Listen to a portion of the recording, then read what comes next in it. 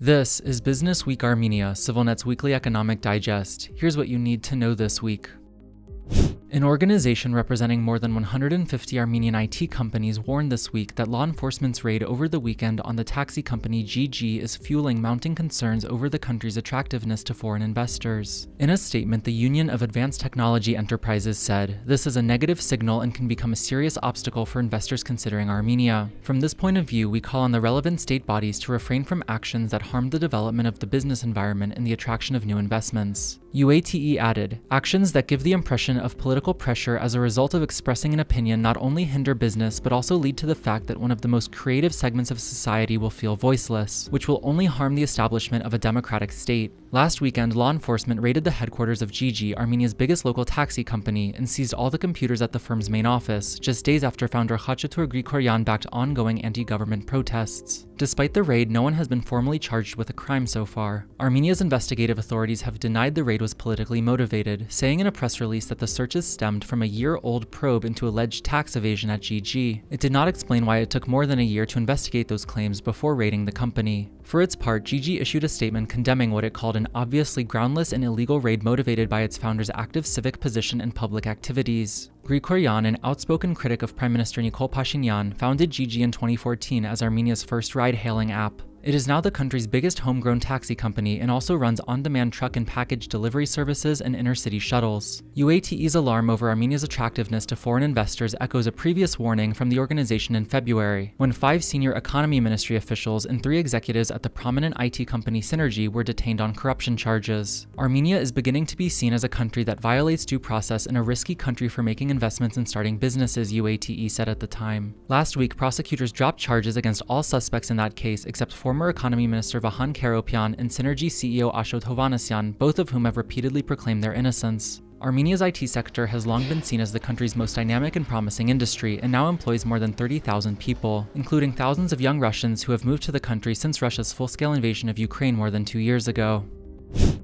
The Armenian government has set a new deadline for plans to take a minority stake in the long-stalled Amulsar gold mine project, which was initially set to be finalized by the end of March but has now been pushed back to September 1st. Pashinyan formally approved the delay at his weekly cabinet meeting last week, citing unspecified technical problems in a reported corporate restructuring at Amulsar's owner, Lydian Armenia. A CivilNet inquiry to Lydian to confirm the delay and clarify what those technical problems are went unanswered. In January, Pashinyan's cabinet approved a measure allowing the government to take control of 12.5% of Lydian, in line with a $250 million memorandum of understanding reached the February prior that revived the long-stalled project. Despite that, it has now emerged the government still does not own any company shares. Lydian broke ground at Amulsar in 2016, but development was suspended for several years starting in 2018, when green activists and residents of nearby communities began staging blockades of the mine entrance, citing environmental concerns. Even with the project now moving forward, no date has been given publicly for the start of mining operations. In January, Karopyan, who served as Armenia's economy minister when the deal to revive Amulsar was struck, said the government stands to make up to $103 million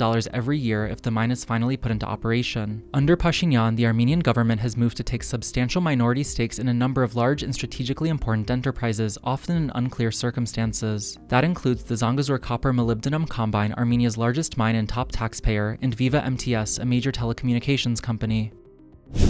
The Armenian government is in talks with Masdar, the Emirati state-owned renewable energy company, in an effort to salvage a major solar power plant agreement, Armenia's economy minister has revealed. "I am positive and full of hope that this major investment program will still be implemented in Armenia," Gevorg Papoyan told reporters last week, saying Masdar is proposing major changes to the terms of the deal and deadlines. Additional details were not made available. A CivilNet inquiry to Masdar to clarify the status of the project went unanswered. In late 2021, the Armenian National Interests Fund, a state-owned enterprise meant to co-invest in major projects alongside foreign enterprises, struck a $174 million deal with Masdar to build a 200-megawatt solar power plant in Armenia's western Aragat-Sotan region. Under the terms of that agreement, Masdar was set to hold an 85% stake in the project, while ANIF would take the remaining shares. The plant was initially set to be completed by the end of last year, but as of now, construction at the site in the small town of Tallinn still has not begun. The project's fate was thrown into serious doubt last month when Pashinyan formally dissolved ANIF amid mounting allegations of corruption and mismanagement